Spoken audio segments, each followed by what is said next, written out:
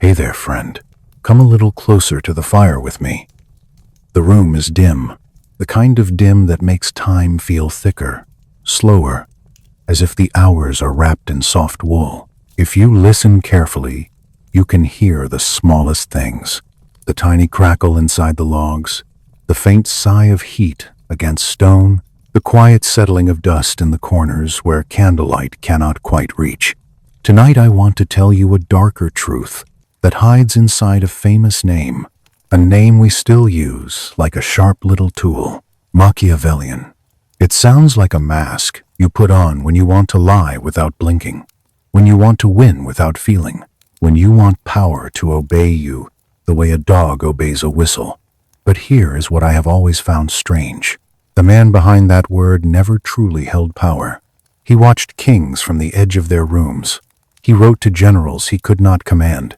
He built an army that was not allowed to last. He suffered, quietly, in a city that changed its face like weather. And in the end, he died poor, still sending careful letters to the very family who had pushed him into the dirt. And there are a few details that cling to this story, like cold ash, a city so beautiful it could make you forget it was also hungry. Alliances that shifted like wind through narrow streets. Mercenaries who sold loyalty the way merchants sold cloth. A prophet who asked people to burn their own paintings, and a river that swallowed his ashes so no one could gather them. If you like drifting into stories that feel like history whispered beside a candle, take a second to like this and subscribe. It helps the channel, and it lets you find your way back here again on another quiet night.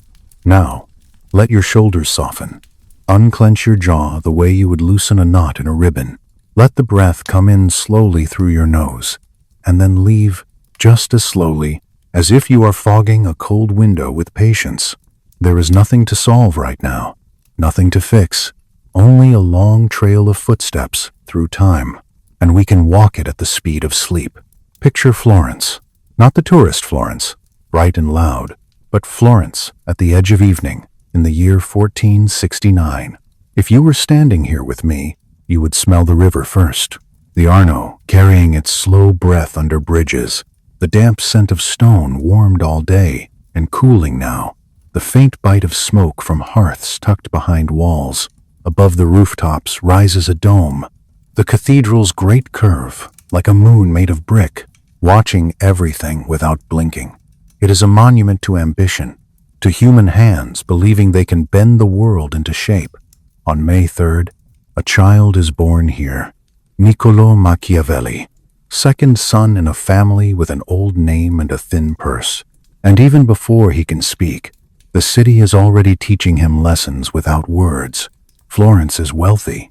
Yes, coins move through its streets the way blood moves through a body, steady and necessary, sometimes spilling where it should not. Bankers in clean robes know more about power than bishops in gold. Artists lift their brushes as if paint can build immortality. Philosophers argue in courtyards, their voices floating up with the birds. Yet beneath the marble facades, beneath the gilded halos in chapels, something darker stirs. The quiet knowledge that the city's gentleness is a performance, and that behind the performance there is always calculation. Italy, at this time, is not a single nation. It is a patchwork, stitched from rival cities, each one tugging the thread, each one ready to tear the cloth if it means they get a larger piece. Milan, Venice, Rome, Naples, Florence, 5 powers, like 5 knives laid out on a table, and every hand wants to be the one that grips the handle. Alliances form, then dissolve. Promises are made with warm smiles, then forgotten in a week. If you listen closely, you can almost hear the rustle of parchment as treaties are written, sealed, and quietly prepared for breaking. Messengers arrive with dusty boots and sore throats. They bring news in low voices. A city has switched sides. A duke has died. A French army is coming. A Spanish ship has landed. The air of Italy is never still for long. It moves like wind through a corridor, changing direction without warning. And then there are the mercenaries, condottieri, professional soldiers, men who have learned to carry war like a trade. They fight for whoever pays them. They ride under banners that can be swapped as easily as a cloak. Dead mercenaries do not collect wages, so these men often avoid battle, delay, bargain, retreat at exactly the wrong moment, all while the cities that hired them bleed money into their hands. Loyalty becomes a commodity. Betrayal becomes a strategy. It is a world balanced on a knife's edge, and the blade is always sharp. Niccolo grows up in a household where the name matters but the coin is counted. His father, Bernardo, is a lawyer, not a celebrated one, not the sort who throws feasts or buys influence. He owns a small farm outside the city, enough to keep food on the table, enough to keep the family from falling through the cracks, but never enough to make them safe. Bernardo keeps records the way some men keep prayers, a ledger of expenses, a list of borrowed books, a careful diary, neat lines of ink, like tiny fences built to hold back chaos. I can picture him, honestly, the way he might sit near a lamp, the flame making his shadow stretch long across the wall, his fingers stained faintly dark from ink, his mind hungry in a way money could not satisfy. He cannot afford tutors. He cannot buy his sons an easy future. So he gives them the one inheritance that cannot be stolen by a rival family or burned in a street riot. He gives them language, Latin, not just words, but a key. The key to law, diplomacy, scholarship, and the ancient world. He drills Niccolo in it patiently, line by line, sound by sound. Sometimes the boy's voice is tired, sometimes eager, sometimes sharp with questions that make adults pause. The pages smell of old paper and oil, of hands turning them day after day. Outside, Florence murmurs. Inside, the ancient Romans speak. They read Livy together, the historian of the Roman Republic. Livy writes about ambition and virtue, about factions and wars, about the rise of a state that believed it could last forever. When Niccolo repeats the Latin, it is like he is placing stones in a road that will carry him far beyond his own century. He begins to see patterns. He begins to notice how humans repeat themselves, even when they change their clothes and their prayers and their flags. And he begins to notice contradictions. You know that feeling when someone says something beautiful and you can hear, behind the beauty, the creak of a hidden door? Florence preaches Christian virtue. Florence also practices cutthroat commerce. Priests condemn usury from pulpits, and bankers calculate interest in the pews. The city calls itself a republic, a place of liberty, a place where citizens have a voice. And yet one family, the Medici, controls everything that matters. Not officially, not openly. That is the elegance of it. The Medici are, on paper, private citizens in a republic, but they control the banks. They place allies in offices. They shape elections the way a sculptor shapes clay, pressing gently here, smoothing there, turning rough edges into something that looks natural.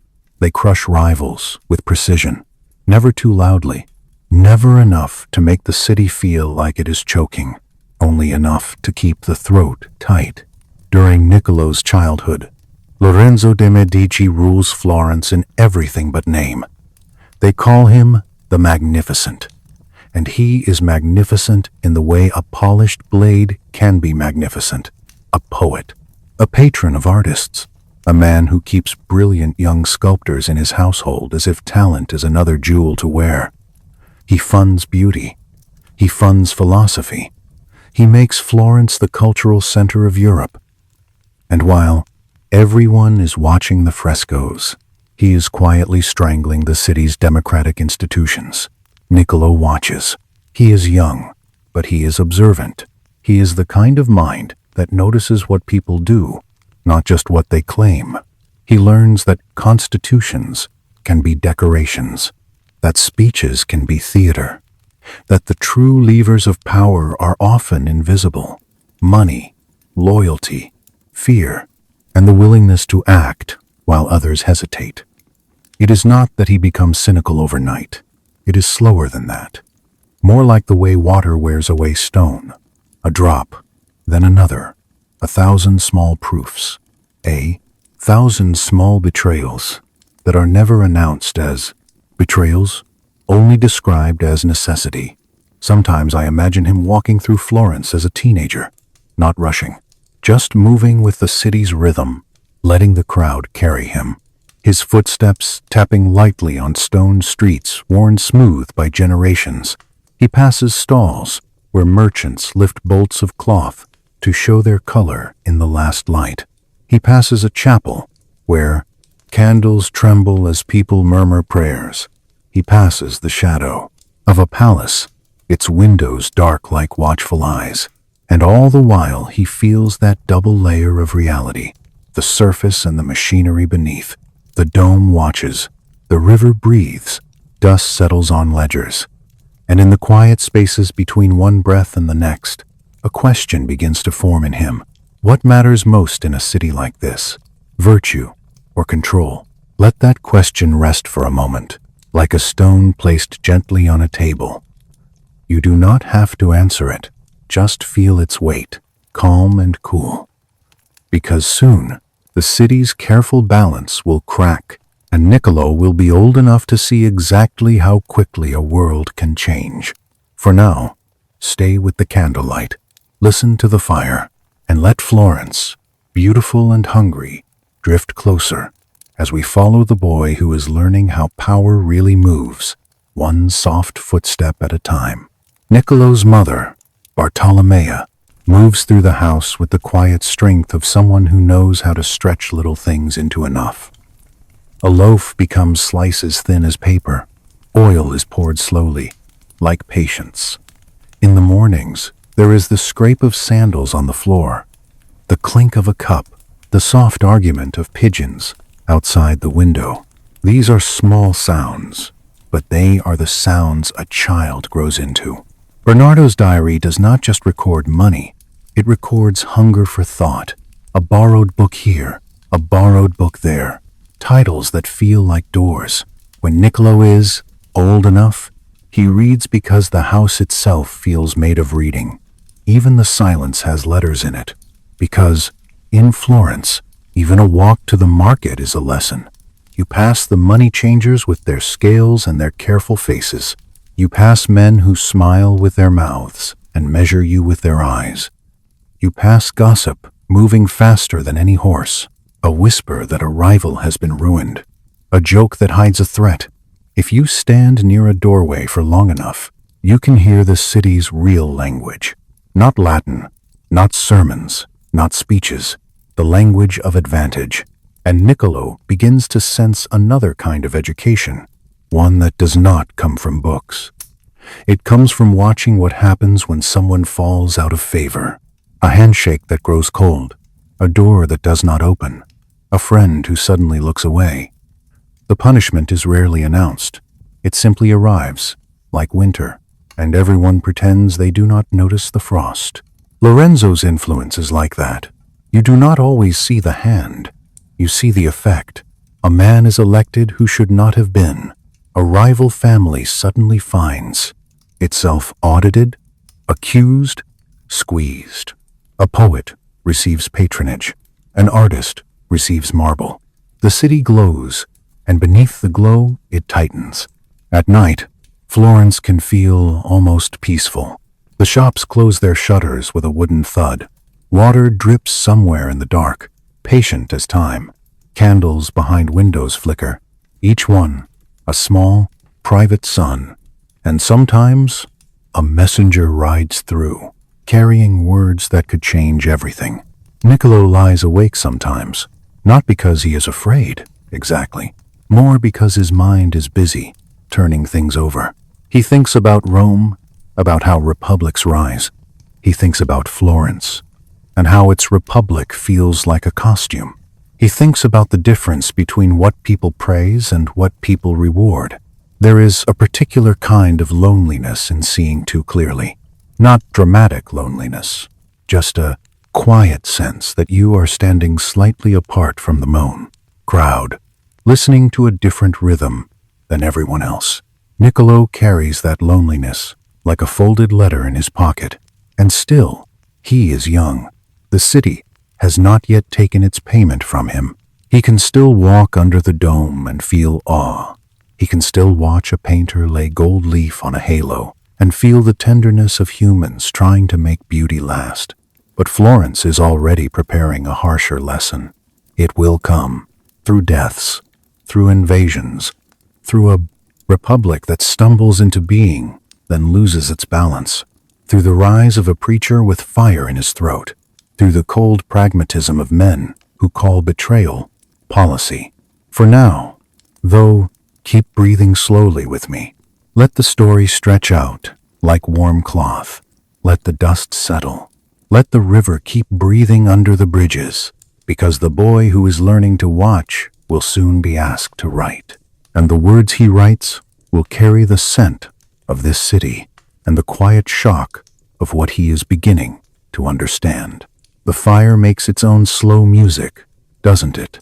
A small crack, a softer crack, then a long, quiet stretch where the flame simply breathes. I like to imagine Niccolo hearing a fire like this in his father's house, years before he would ever sit in council chambers, years before his name would be written on official papers, years before he would learn how quickly a city can turn its face. As the 1490s arrive, Florence is still glowing on the surface. Art everywhere. Stone that looks like it was carved out of milk. Voices talking about virtue, about beauty, about the dignity of man. And yet the glow is unstable, like a candle set too close to a draft. In April of 1492, Lorenzo de' Medici dies. It is not a theatrical death, not a heroic one, just the slow failure of a human body, gout eating at him, pain tightening its fist day after day until even magnificence cannot loosen it. When he is gone, something important is gone with him. Not the Medici name, not the Medici money, but the particular skill Lorenzo had for keeping all the sharp interests of Florence pointed away from each other. His son, Piero, inherits what looks like power, but power, as Niccolo is learning, is not an object you inherit like a ring. It is a set of relationships that must be held in place, gently, constantly, the way you keep a child from wandering into a street. Piero does not know how to do that. He is rigid where his father was flexible. He is arrogant where his father was calculating. He makes enemies carelessly, as if he cannot imagine consequence. That same year, far away, Christopher Columbus reaches lands across the ocean. Florence does not understand yet what that means. Not fully. But history is already shifting under their feet, like a floorboard loosening in the dark.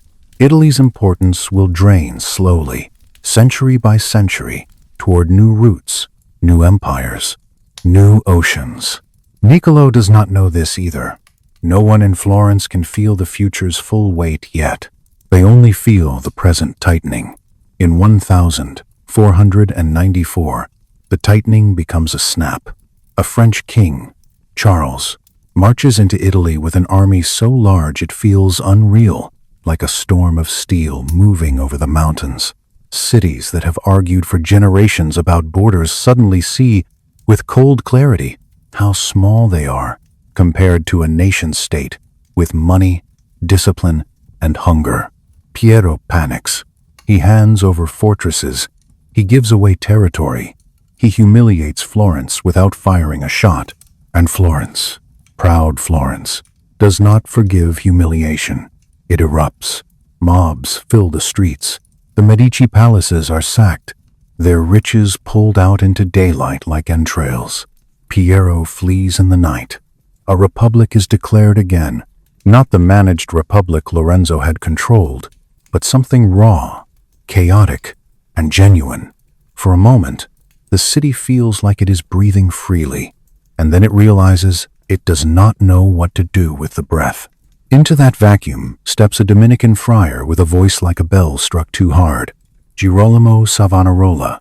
Some called him a prophet, some called him a madman, some, later, would call him a warning. He preaches that God's judgment is coming, that Florence must purify itself, that the city's luxury is a sickness, that the beautiful paintings and the perfumes and the clever books are invitations to disaster. His words land on frightened people the way a heavy blanket lands on a trembling body. It is comforting, in a strange way, to believe chaos has meaning, to believe suffering is punishment with a purpose, to believe that if you do the right ritual, if you burn the right things, the universe will settle again.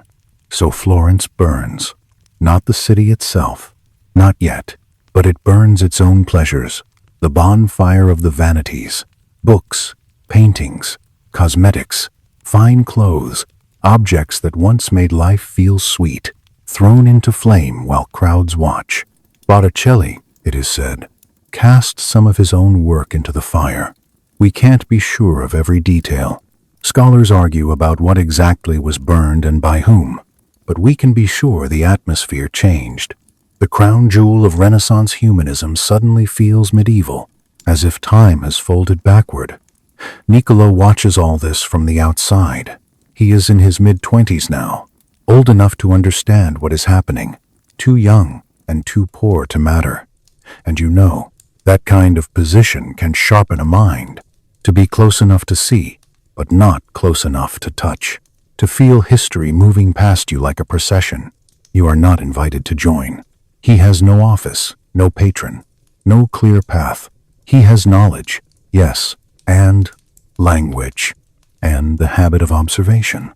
But what use is that when a city is arguing about whether God wants them to burn paintings? He walks through streets where the air smells of smoke and melted wax. He hears voices that once praised beauty, now praising austerity. He feels the way fear can make people eager to surrender their judgment to someone who sounds certain. Savonarola's certainty cannot last. It rarely does. It hardens into enemies. He challenges the Pope directly, calling him corrupt. Many in Florence might even agree, privately. But agreement does not protect you when you strike at Rome. The friar has made too many enemies, too quickly, too publicly. The city that lifted him up begins to tire of his fire. The same crowds that cheered his sermons begin to whisper. Whispers become accusations. Accusations become action. In 1498, Florence turns on its prophet. Savonarola is arrested, tortured, hanged, burned. His ashes are thrown into the Arno so no relics can be gathered, and the river, patient as ever, takes that gray powder and carries it away under the bridges, as if it has seen this sort of thing many times before. If you pause here with me, in this dim room, you can almost feel the hush that follows. A city exhale. Not relief, exactly. More like exhaustion. A kind of numbness. The candles still burn. The dome still watches. But something in Florence has been altered, and it cannot return to innocence. That same year, something unexpected happens. The reconstituted republic needs officials who can write, think, and remain steady in chaos. They need a second chancellor, responsible for diplomatic correspondence and military affairs. It is not the highest position, but it is close enough to the machinery of the state to hear its gears grind. On June 19th, 1498, they appoint Niccolo Machiavelli. No one knows exactly how he gets the job. There are guesses. Perhaps his writing impressed someone. Perhaps a recommendation came from a voice now lost to time. Perhaps it was simple. Luck, the kind that arrives without explanation. But the result is clear. At 29, the boy who watched from the edge is suddenly inside. I imagine him that morning, before he enters the chancery. The feel of fabric as he pulls on his best clothes. The way the cloth sits differently when you know you will be seen. The scent of ink and sealing wax already in his mind. His heartbeat, steady, but not calm, not quite. A small tremor of awareness that a wrong word can become a disaster, that a sentence, once written, can travel farther than a person. The second chancery handles Florence's subject territories, the contado, letters to commanders, messages to diplomats, instructions, warnings, requests, carefully phrased so they can be denied later if necessary. Within weeks, Niccolo is also made secretary to the Ten of War, the committee overseeing military affairs. Suddenly, he is reading intelligence reports, drafting orders, taking notes as men argue about survival. Florence is surrounded by threats. Pisa has rebelled and fights desperately for independence. Venice watches with appetite. France and Spain treat Italy like a board game, moving armies across it with blunt confidence. And there is Cesare Borgia, carving out a personal kingdom with stunning brutality and efficiency, a name that makes cautious men swallow before they speak. Florence's military situation is humiliating. The Republic relies on mercenaries, expensive, unreliable, dangerous. Niccolo sees this up close. His work sends him to camps where mercenary captains negotiate, like merchants. He watches them delay battles, preserving their forces while Florence loses ground. He watches them demand more money, always more, as if the city's treasury is an endless well. He watches them plunder the territories they are supposed to protect, and then offer polite excuses with clean hands. And he understands, with a cold clarity, that a state that cannot defend itself is a state that does not truly exist. This is not an abstract lesson. It is dust on boots. It is the smell of sweat and leather in tents. It is the sound of men sharpening blades while also sharpening their bargaining positions. It is the ache of knowing that when fear arrives, hired loyalty will evaporate. In October of 1500, Niccolo is given his first major diplomatic assignment. He is sent to France to negotiate with King Louis XII. Florence needs French support, but cannot afford to pay what the king demands. So Niccolo must do something delicate: delay, deflect, maintain an alliance without committing resources Florence does not have. It is a task built almost entirely out of words, and Niccolo, who has lived among words since childhood, knows both their power and their emptiness. Before he leaves, there is the quiet preparation that stories often skip, but life never does. The packing of clothes, folded carefully because appearances matter at courts. The checking of seals, documents, letters that will prove who he is. The farewell to familiar streets. The last walk under the dome that has watched him grow. The taste of bread eaten quickly because time is short. The way he pauses, just once, and looks at the Arno, remembering ashes, remembering how swiftly a crowd can change its mind. Then the road. Cold air in the morning, mud that clings to the hem of a cloak, the steady rhythm of a horse's steps, hoof after hoof, as if counting time. At inns, the smell of damp straw and sour wine. At river crossings, the sound of water moving under dark planks. And always, in the back of his mind, the awareness that he is a small man from a small state heading toward a king who can afford to keep him waiting. He does not yet know how long he will be made to wait. He does not yet know how humiliating the French court will feel. But he is already learning the shape of the lesson. That power respects force, not legality. That treaties are paper without armies behind them. That friendship between states is a story people tell themselves to sleep. And as Niccolo rides on, the night gathers earlier, and the candlelight of inns trembles on walls, and the dust of the road settles on his boots. The machinery of Europe is turning, slow and relentless, and he is about to step into a room where the air tastes like privilege, and where he will learn, by watching, how kings really breathe. When he finally reaches the French court, it is not like walking into a cathedral. It is like walking into a machine that has been polished until it shines. Guards with matching uniforms, hallways that smell of waxed wood and cold stone, voices that lower automatically when someone important passes. Niccolo stands there with his travel dust still on him, feeling the grit at the edge of his collar, and he understands something without anyone saying it aloud. He has arrived as a minor functionary from a second-tier Italian city. He is not expected to matter, and so he is made to wait. Days that stretch into weeks. A clerk tells him, politely, tomorrow, and tomorrow becomes another tomorrow. In the meantime, he watches. He watches nobles move with the ease of people who believe time belongs to them. He watches how a smile can be offered like a coin and withdrawn just as easily. He notices, with the same attention he once gave to Livy's sentences, that a court is an ecosystem of interest. At night, in a small room, he writes letters back to Florence. The candle burns down as he writes. Wax pools. Outside, the wind worries at shutters. Inside, he sets down observations stripped of flattery. He does not report what people say. He reports what they want and what they fear. He writes about French discipline, about force arranged into certainty. He writes about factions, about how even a king is surrounded by competing appetites. And in the act of writing, he feels himself changing. The theory he learned in books collides with the reality of courts. He begins to accept, not happily but clearly, that friendship between states is a lullaby, and interest is the waking world.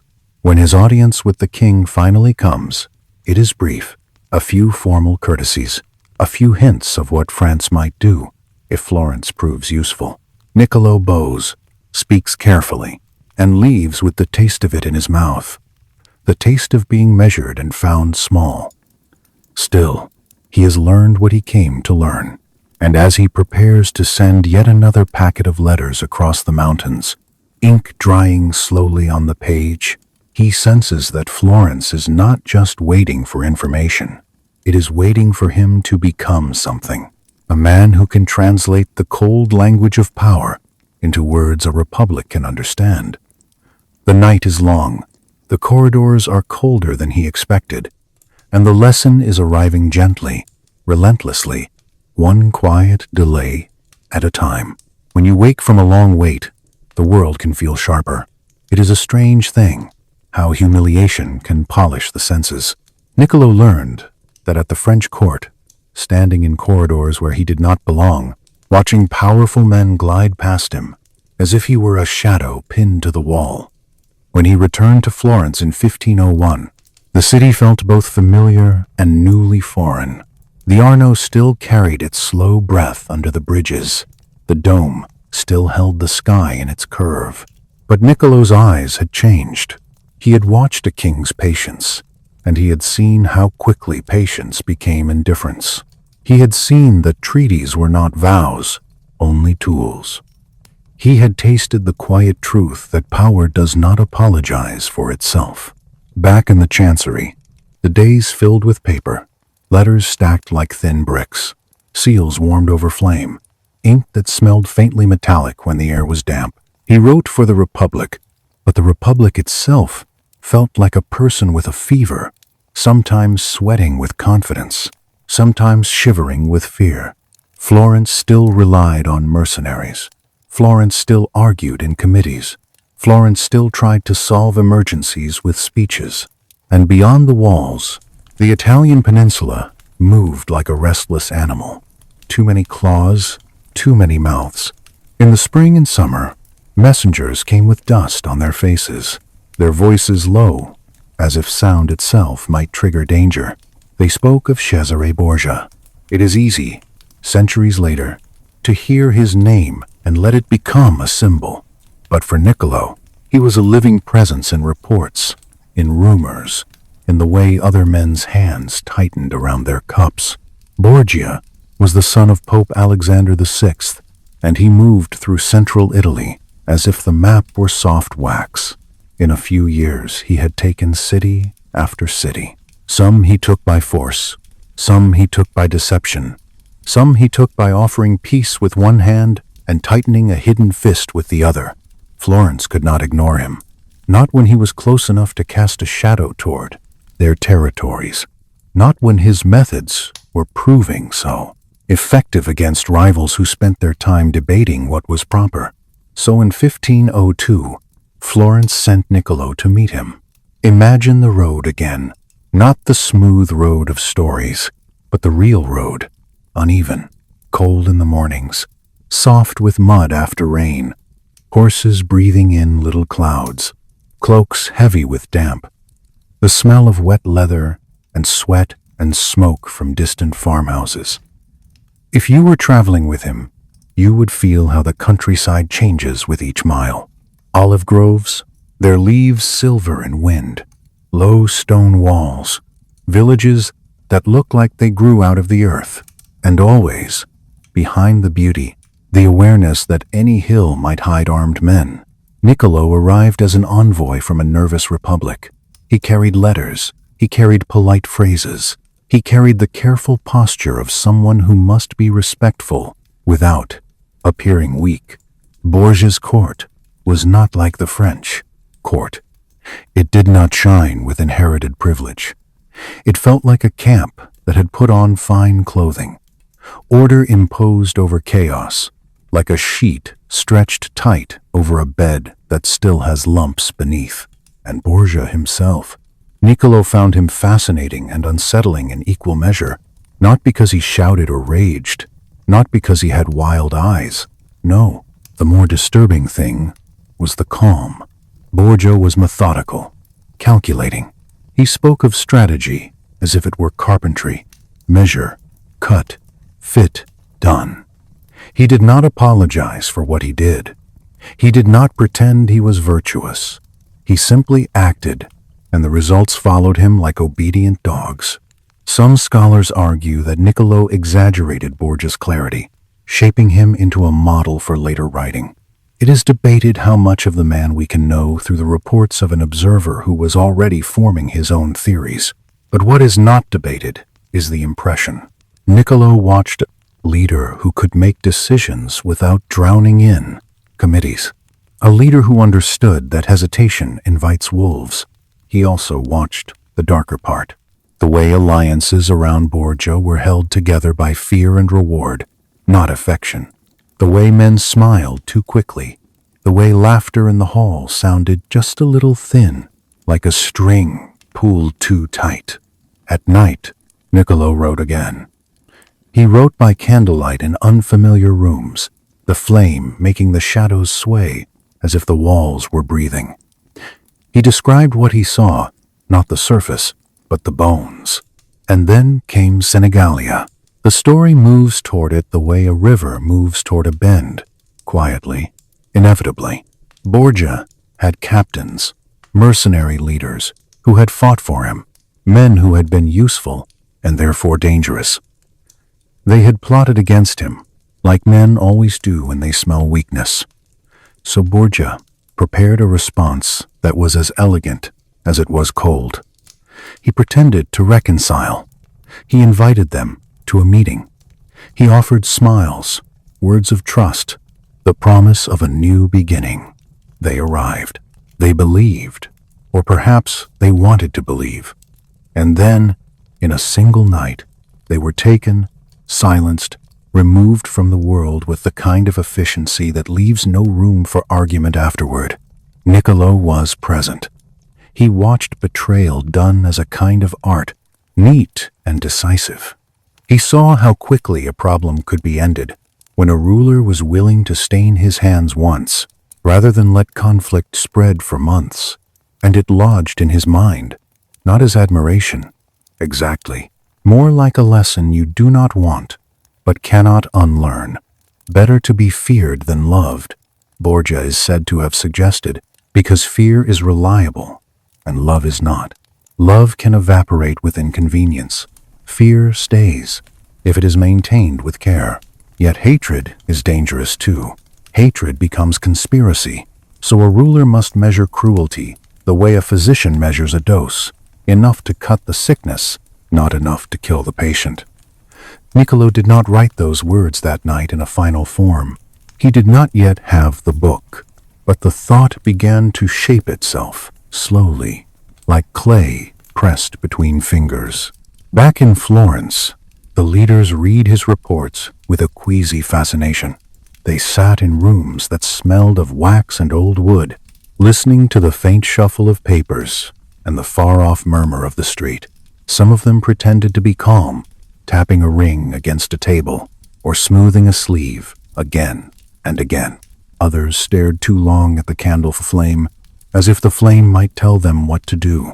They asked Niccolo questions that were really prayers. How close is he, truly? What does he want? Does he mean to swallow us next? And Niccolo answered as carefully as a man walking on thin ice, because he knew that truth could frighten them, and fear makes people unpredictable.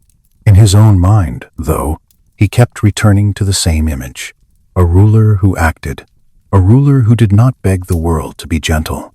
A ruler who used men the way the river uses stones, pushing, shaping, grinding, never pausing to feel sorry. It was a difficult thing to watch and not be changed by it, even if you disliked what you were becoming in the watching. Here was a model of effectiveness they could never adopt publicly, yet they could not look away, because men like Borgia were changing Italy, while Florence argued. In 1503, the foundations under Borgia cracked. Pope Alexander VI died suddenly, and the terrible truth appeared, gentle as dust settling, but devastating in its meaning. An empire built on a father's position has a weakness. When the father dies, the protection evaporates. Borgia's enemies returned. His armies melted away. He was arrested, imprisoned, and eventually died, far from Italy, in an obscure skirmish in Spain. A man who had terrified cities, reduced to a body in foreign soil. Niccolo watched this collapse with grim interest. Here was the other half of the lesson. Force and fear can seize power, but they do not always keep it. Power requires constant maintenance, endless vigilance, systems that can outlast a single human pulse. It made him think of Rome again. The Romans did not rely on one brilliant man alone. They built laws, institutions, habits. They built a machine that could run, even when a leader died. Borgia had been brilliant, tactically, but strategically blind. He had not built foundations deep enough to hold. And while Niccolo's mind worked through these patterns, Florence's old wound kept bleeding. Mercenaries, always mercenaries. Expensive, unreliable, dangerous. A republic trying to live without its own muscles. In 1505, Niccolo proposed something radical. Florence should create a citizen militia, drawn from the surrounding countryside. A real army, made of men who had farms, families, and skin in the outcome. Men who would fight not for gold, but for their own roads, their own bread, their own children sleeping behind walls. The idea frightened the aristocrats. Arming peasants felt like inviting fire into the house. But Florence was desperate, and Niccolo was persuasive. He cited Rome. He wrote proposals. He spoke again and again, wearing down resistance the way water wears down stone. And then they let him try. The work was not glorious. It was slow, practical, full of small frustrations. He traveled through the Tuscan countryside. The air smelled of earth, crushed herbs, and animals. He stood in village squares where men gathered with cautious faces, wondering what the city wanted from them now. He watched their hands, calloused from tools, not swords. He listened to their silence, the kind of silence that means they are measuring you. Niccolo recruited. He organized. He wrote manuals. He supervised drills. He tried to turn farmers into soldiers without turning them into wolves. He tried to build discipline without breaking the spirit that made them human. Some mornings, the grass was wet with dew, and boots left dark prints in the earth. Commands sounded awkward at first, then steadier. Wooden practice weapons thudded. Breath rose in pale clouds. In the distance, church bells marked time, indifferent. For 3 years, this was his obsession. To prove that a republic could defend itself with its own body, not rented limbs. In 1509, the militia saw combat. Florence had been trying to reconquer Pisa for over a decade. Every previous attempt with mercenaries had failed. Excuses, delays, betrayals. But now, with citizen soldiers, the siege ground on, long and messy, more exhaustion than glory. During the siege, Niccolo learned another kind of patience. Not the humiliating patience of a court where you wait to be noticed, but the patient grinding of time against walls. Days that began with cold air and the smell of damp straw. Days that ended with smoke hanging low over the camp and the quiet clink of bowls as men ate in near silence. Sometimes the only sound was the steady scrape of shovels, digging, filling, digging again, as if the earth itself were being persuaded. He watched the faces of the militia, young men blinking against sun and dust, older men whose joints complained in the morning, who still held their weapons because they could picture their own homes behind Florence's walls. He watched how fear moved through them like a tide, rising when rumors came, falling when nothing happened. He noticed, too, the small rituals that keep humans from breaking. A man smoothing a scrap of cloth again and again, another tracing a cross on his chest before sleep, someone humming a tune under his breath, not to entertain anyone, just to steady his own heart. The siege was not clean. Supplies ran low, tempers frayed. There were nights when distant cries carried over the dark fields, and no one asked what they meant. But there was also something stubbornly ordinary in it. Boots needing repair, horses needing feed, letters arriving late, their paper wrinkled from travel, their ink smudged by rain. And then, slowly, the resistance in Pisa softened, not all at once. More like a knot untied thread by thread. A gate opened, a negotiation, a surrender that felt less like drama and more like exhaustion becoming decision. It worked. Pisa surrendered. Florence had won using its own forces. Niccolo was at the peak of his career. He was 40. He was respected.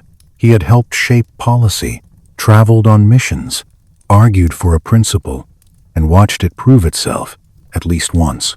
At home, his wife Marietta kept the household steady, raising their children while he lived half his life on the road and half his life in ink.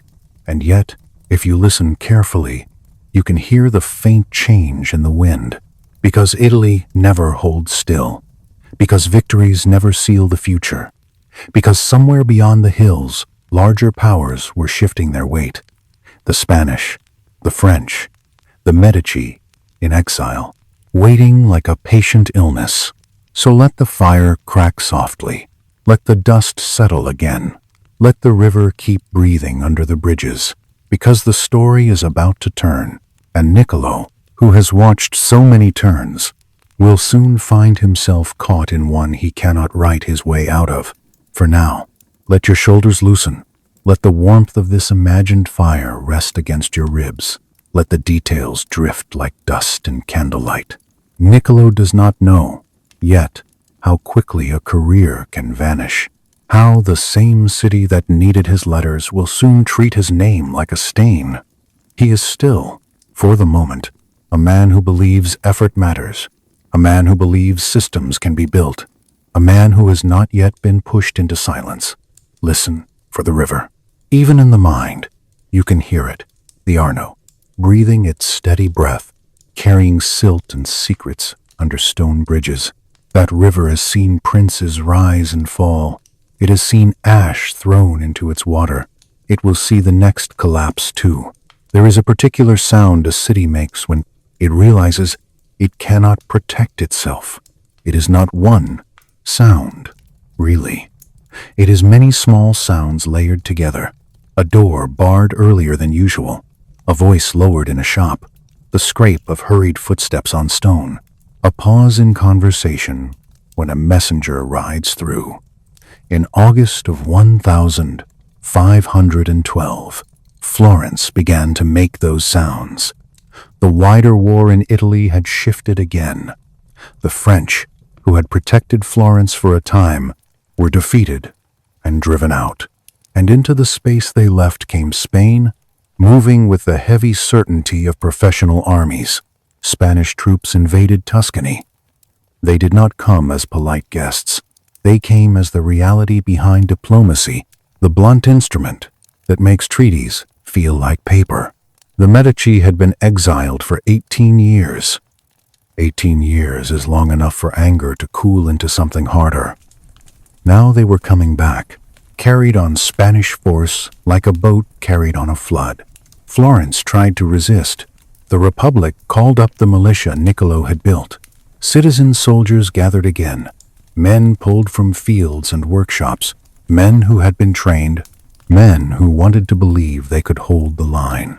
But loyalty is not the same as experience, and courage is not the same as armor.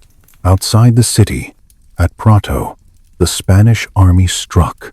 What happened there was a message, written in smoke and fear, meant to be read by every Florentine. The defenders were overwhelmed. The town was sacked. The details are recorded in grim accounts, and we do not need to linger on them. It is enough to know that after Prato, Florence understood. Surrender or face the same. So the city surrendered. The Republican government dissolved. There is a moment, just after surrender, when time feels wrong. The bells still ring. The market still opens. Children still chase each other in alleys. Yet the air is altered, as if a thin film has settled over everything, muting the colors. People speak with half their usual breath. They avoid eye contact with strangers, because strangers might now be informants, or soldiers, or simply witnesses. Foreign troops are a different kind of presence than local power. They do not know your jokes. They do not care about your family names. Their boots sound heavier on your stones because they are not trying to walk gently. Even when they are calm, the calm carries a warning. The Medici returned as the city's rulers, backed by foreign muscle, and everything changed with the speed of a candle blown out. The offices and councils that had run Florence for almost 2 decades were abolished. Men who had mattered yesterday woke up and discovered they were nobody. Doors that had opened for them now stayed shut. Their names, once written in records of public service, became suspicious marks. Niccolo was too visible, too closely tied to the old regime. 14 years he had served the Republic.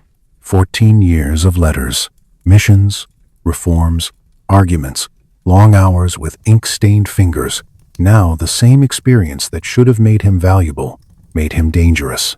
In November 1512, the new Medici government fired him. They stripped him of his position. They banned him from entering the palazzo. They exiled him to his small farm 7 miles outside Florence. Imagine that. Walk away from the city. Not a dramatic march, just a quiet leaving. He would have carried little. A few papers, some clothing, perhaps a book. Because a book can feel like a friend when the world turns its face away. He would have passed places that had once felt ordinary. A corner where he had met a messenger, a doorway where he had waited for a meeting. Now each place held a new weight, as if memory itself had become heavier. The road out is familiar, yet it feels different when you are no longer permitted to return. Boots on gravel, the weight of a bundle over the shoulder, the air cooler outside the walls, carrying the scent of wet earth and olive leaves. Behind him, the dome remains, watching, indifferent. Ahead, the countryside opens like a page, with fewer words. The salary stops. The missions end. Access evaporates. He is 43, and suddenly irrelevant. At the farm, life shrinks. There are trees that need pruning. There are tenants with complaints. There is the steady rhythm of rural work that does not care about diplomacy. Niccolo tries to fit himself into it like a hand into a glove. That is not the right size. He writes letters to friends. His tone is darkly funny, the way a person gets when they are trying to keep despair from settling into their bones. Sometimes humor is the only lantern you have, and you keep it small, cupped in your hands, so the wind cannot snuff it out. On the farm, the hours are measured by tasks, not by decisions. The smell of crushed olives, the sting of smoke when a fire is lit to clear brush, the rasp of a rope in the hand, a dog barking at nothing in particular. He learns, unwillingly, how much of life is made of repetition. He complains about woodcutters cheating him. He describes trudging through mud to check property lines. He talks about playing cards at the local inn with the butcher and the baker. Men who cannot read, men who argue about grain prices and gossip as if the fate of Italy were a fairy tale. You know that feeling when your mind has been alive with urgency, and then suddenly the world expects you to discuss only small things?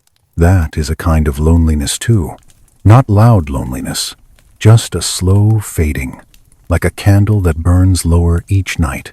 And then, as if exile were not enough, February 1513 arrives. A conspiracy against the Medici is discovered.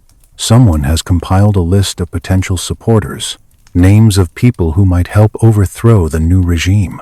Niccolo's name is on the list. He has no idea why. He is not involved. But in a world where suspicion is a weapon, innocence is not always armor. They arrest him. They throw him in prison. Stone walls, damp air, a taste of metal, the distant drip of water. The cell is small enough that every movement feels loud. A chain shifts, and it echoes. A breath catches, and it echoes. Even silence feels like it has a shape. He listens to sounds beyond the door. Footsteps passing, then fading. A murmur, the scrape of a stool. A short laugh that stops too abruptly. Sometimes he hears nothing at all, and in that nothing, the mind starts to wander, reaching for memories as if they were warm stones to hold. They torture him. The strappado, they call it. His hands tied behind his back. A rope. A sudden lift. A sudden drop. The body's joints pulled beyond mercy. The mind trying to float away from the pain. We do not need to press into the details. The darkness is already there. It is enough to know he was broken and asked to confess. And he had nothing to confess. 6 times. They lifted and dropped him, demanding words. And each time, he held to the same truth. Not heroically, not with speeches, but with the stubborn steadiness of a man who knows confession would be a lie, and a lie would not even save him, only change the shape of his ruin. Eventually they believed him, or decided he was useless. Then, in March 1513, Giovanni de' Medici was elected Pope. Leo the Exile, a general amnesty was declared in celebration. Prisoners were released. Niccolo was freed. He came out of the prison carrying pain in his shoulders and a stain on his name. He returned to his small farm with no position, no income, and no prospects. His body ached. His mind, if anything, ached more. Days became routine. Morning dealing with agricultural problems he did not love. Afternoon at the inn, listening to men argue about things that felt too small to hold his attention. He watched the sun move across the yard. He watched dust rise when a cart passed. He watched time, the way you watch water filling a bucket, slowly, inevitably. And yet, something happened at night. This is one of the moments I return to, again and again, because it feels so human. The way a person can be reduced in public and still find a private door into freedom. When evening came, Niccolo would go into his study. He would take off his muddy farm clothes, garments stained with dust and olive oil. He would wash, slowly, letting water run over his hands, as if he could rinse off the day. Then he would put on the formal robes. he had worn at court, not because anyone would see him, because he needed to remember himself. He moved slowly through the ritual, as if slowness could make it sacred. The fabric of the formal robes felt different than farm clothes, smoother, heavier, a reminder of rooms with polished floors and political perfume. When he slid his arms into the sleeves, he could almost hear the old sounds again, the soft cough before a meeting begins, the faint rustle of a document being unfolded, the careful pause before a decision. He adjusted the collar. He smoothed the front. He sat down and let the chair take his weight. For a moment he closed his eyes and listened to his own breath, making it long, making it quiet, as if he were teaching his body to forget what it had endured. Then the books opened. Pages whispered. Letters marched in their disciplined lines. A candle flame leaned, then straightened. Outside, an owl might call once, not as an omen, just as an animal speaking into the dark. He would open his books. Livy, Tacitus, Plutarch, Polybius. Ancient voices, waiting patiently on the page. The candle would burn. The room would fill with a thin ribbon of smoke. Outside, the countryside would go quiet. And as he read, he imagined conversations. He asked questions. He listened for answers. He debated with men who had been dead for 1,000 years. And in that debate, he felt alive again. In a letter to his friend Francesco Vettori, he described this ritual. For 4 hours, he said, he felt no boredom. He forgot trouble. He did not dread poverty. Death did not frighten him. Honestly, there is something almost tender in that. A man who cannot return to power, building a small sanctuary out of cloth, paper, and candlelight. But the ritual was not only comfort, it was also pressure. Everything he had learned, everything he had observed, was sitting inside him like water behind a dam. If Florence would not use his experience, he would transform it into something else. He would write, not a poem to soothe his pride, not a sermon to cleanse his conscience, a manual, short and hard-edged, about how power actually works. He wrote fast, in 1513, pouring 14 years of diplomacy and a lifetime of Roman study into pages that did not flinch. Sometimes the writing came like a steady stream. Sometimes it came in fits, a few lines, then a pause, then the slow return of thought. His shoulder might throb as he leaned forward. His fingers might cramp around the pen. He would shake his hand, listen to the crackle of the candle wick, and begin again. He chose his examples with care, not because he wanted to impress scholars, but because he wanted the argument to stand on something solid. He had seen kings and envoys. He had watched mercenaries bargain like merchants, while cities bled. He had stood near Borgia and felt the chill of decisiveness. He had seen that even the most feared men can fall when the foundation under them collapses. He knew people would misunderstand him. He knew they might call him wicked. He wrote anyway, because he believed ignorance is more dangerous than a hard truth. If you cannot name the machinery, you cannot recognize it when it begins to move. He titled it simply, On Principalities. We would later call it The Prince. And as he wrote, he aimed it like an arrow toward the Medici, toward Lorenzo, grandson of the Magnificent. A dedication, strategic, hopeful, desperate. Maybe, if they read, they would remember he existed. Maybe they would give him a job. Maybe the door would open again. The candlelight in his study was soft. The words on his page were not. They described a world where rulers must sometimes act against mercy, against honesty, against kindness, because the state has needs that private souls do not. He did not celebrate this. His tone was clinical, almost like a physician describing a disease. This is how it is, not how it should be. And still, beneath the cold logic, there is a quieter tragedy, because the man writing these lessons is not a prince. He is an exile, a man asking to be useful again, a man trying to turn pain into currency. Outside his window, the night air moved over the fields. The olive leaves rustled like whispering paper. Somewhere, water in a ditch made a small, steady sound, and in Florence, behind high walls, the Medici held power again. The city's republic reduced to memory. Niccolo kept writing. He kept hoping.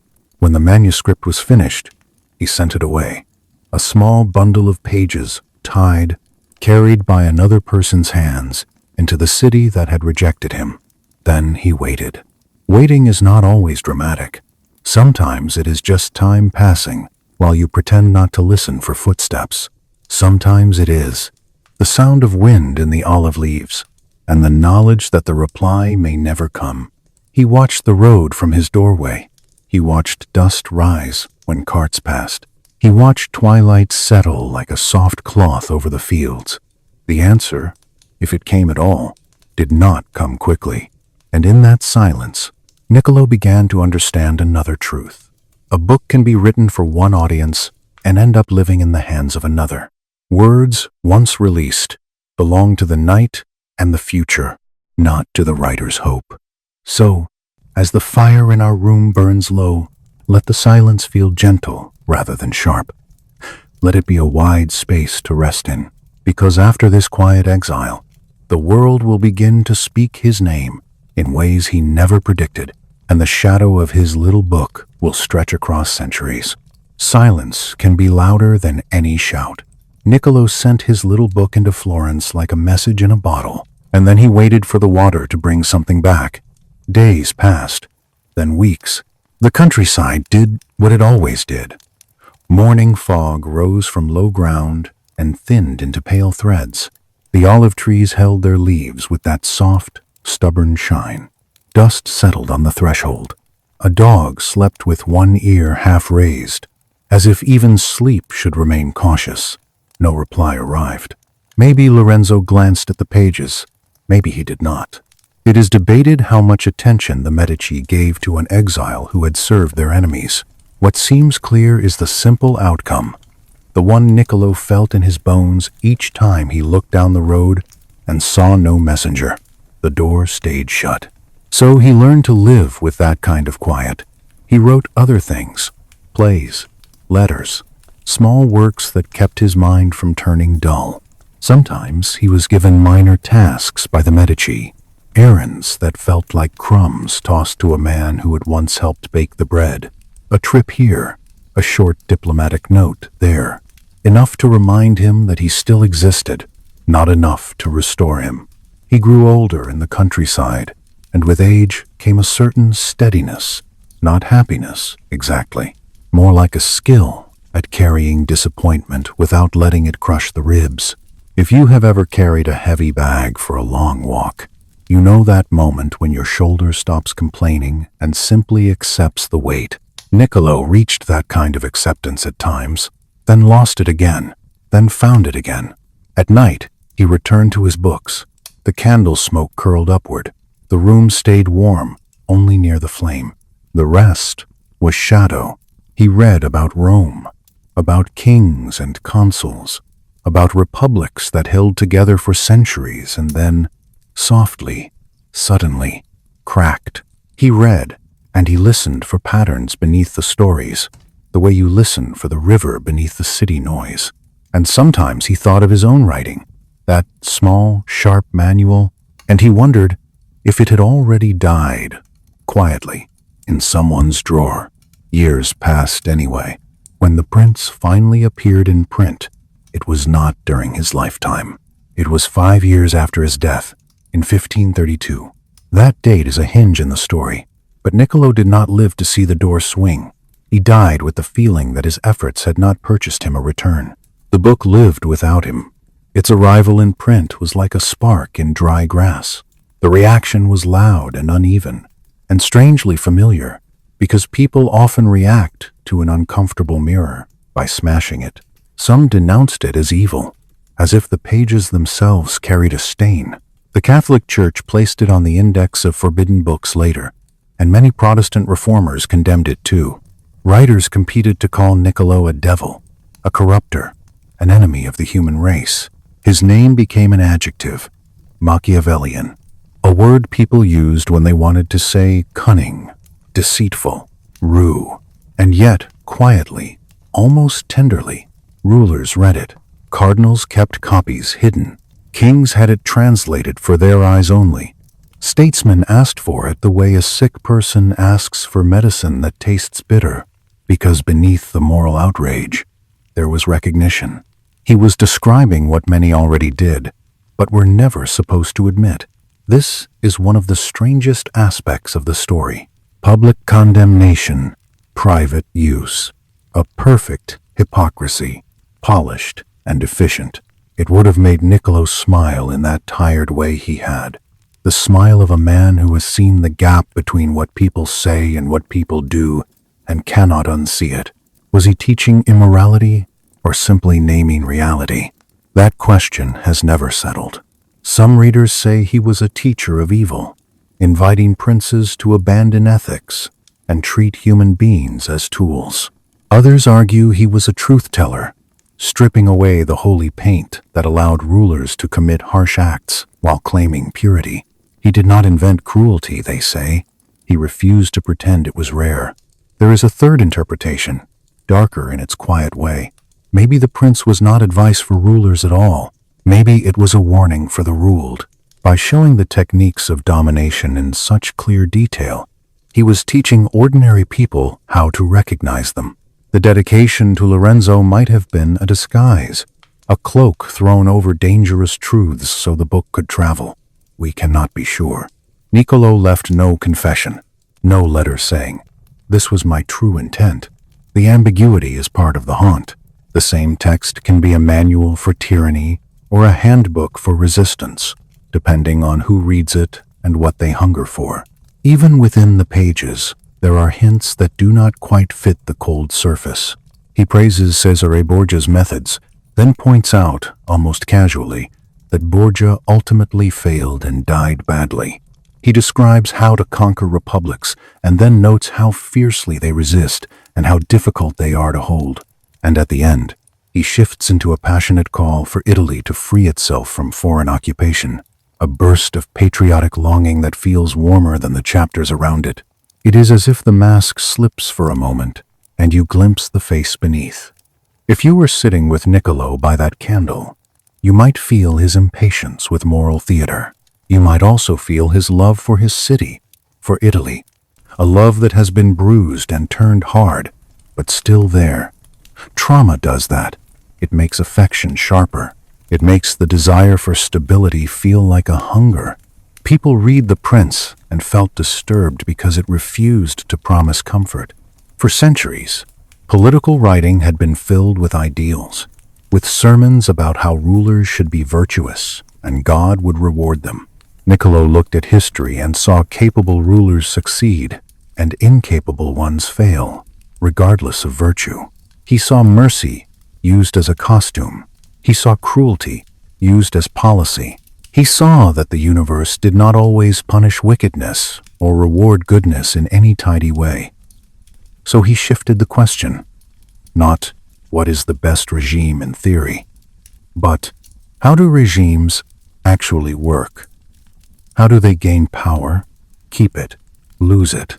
What makes them stable or unstable? It was like moving from prayer to mechanics, like watching the gears under a clock face. You can still admire the clock, but you cannot pretend it runs on wishes. That shift is one reason people call him the founder of modern political science.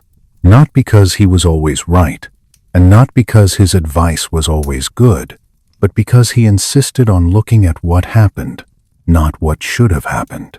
The world had been disenchanted, not all at once, more like a slow draining of magical water from a bowl, until you realize the bowl is empty and you have to live with what is left.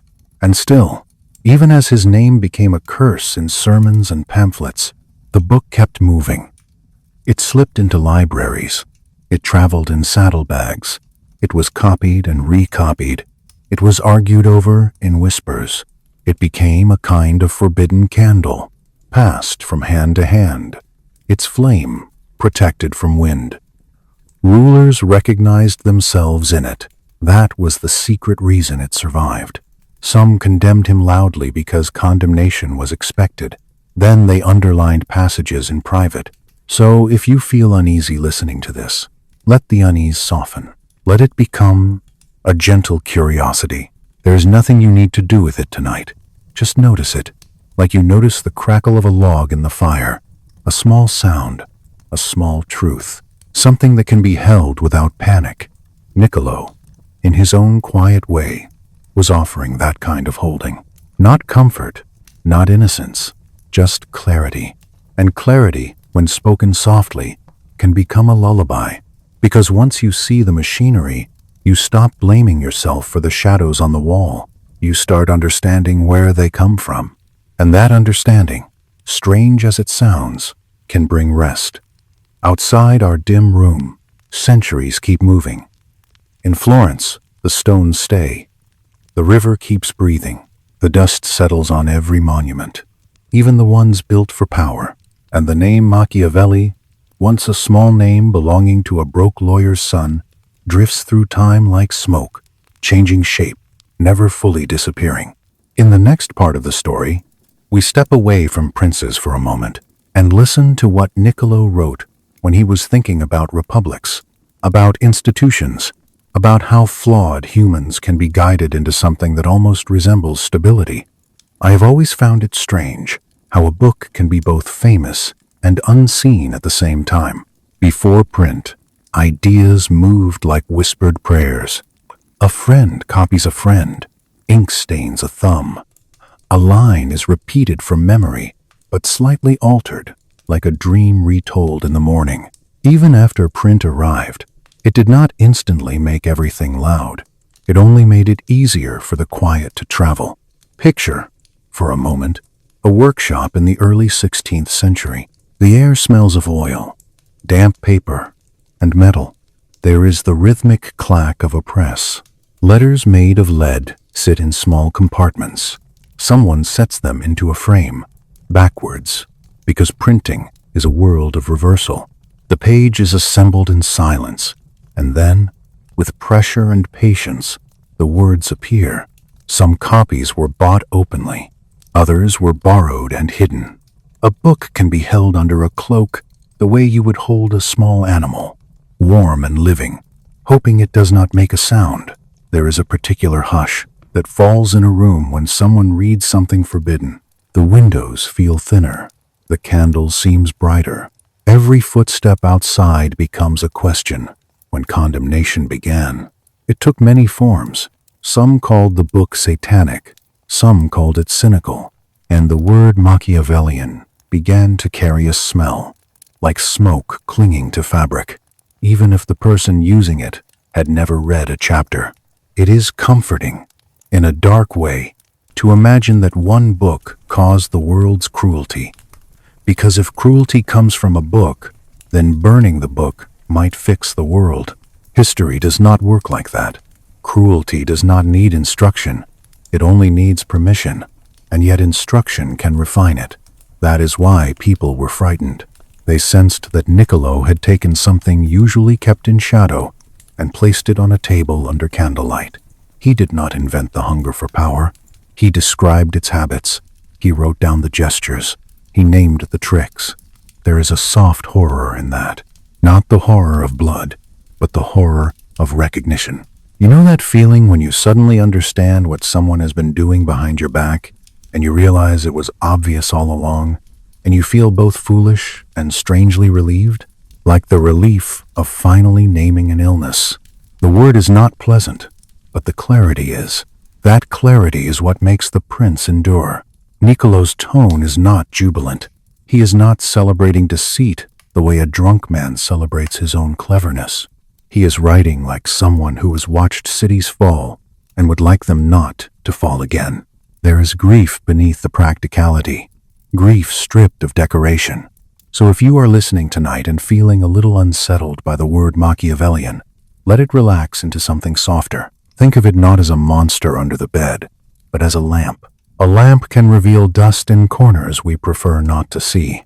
But once you see it, you can choose what to do. Tonight, you do not need to do anything. Just let the lamp glow. Let the truth be a low, steady light, not a flash. In our dim room, I keep the fireplace small. The flame is not roaring. It is enough to warm the hands, enough to make the shadows gentle. The story of Niccolo is not here to make you afraid. It is here to make fear less mysterious. Because when dread becomes understandable, it becomes quieter. And as the night deepens, the quieter things matter more. In a moment, we will turn from the scandal of princes to the slower architecture of republics. The question that haunted Niccolo, even when he wrote about cruelty: how do you build something that lasts, when the humans inside it are always changing? If you were standing here with me, you could hear the little noises that belong to old houses: a settling beam, a tiny pop from the fire, the soft tick of cooling clay somewhere near the hearth. I like those sounds. They remind me that time is moving even when we are still. Niccolo would have known those sounds too. He listened to them while his city forgot him, and he kept writing anyway, as if each sentence were a stitch holding his mind together. Now, let the room dim a little more in your imagination, and let the next doorway open. Niccolo did not stop at princes. That is something people forget when they reduce him to a single sharp book, as if a human life could be folded into one thin stack of pages. The prince is the one that carries the heat, the one that makes people flinch. But it was not the only room in his mind. At night, when the candle burned lower and the house quieted, he kept returning to Rome, and to the idea that power does not always have to sit in one pair of hands. Over years, slowly, with more patience than he had used in The Prince, he worked on a larger project, the Discourses on Livy. It is not a quick book.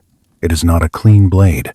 It is more like a long walk through ruins, stopping often, touching the stone, letting the fingers pick up dust, listening to the wind move through gaps where roofs once were. He takes episodes from the Roman historian Livy and uses them as doors into questions about institutions, laws, civic habits, the delicate architecture that can hold a free people together. He presents it as a commentary on the first 10 books of Livy, almost modestly. But beneath the commentary is a vision. Republics, properly organized, can be stronger and more stable than principalities. They can outlast individual leaders because their power is distributed, balanced, contained. They harness many minds instead of one. They create structures that survive death. This does not mean he believed republics are always possible.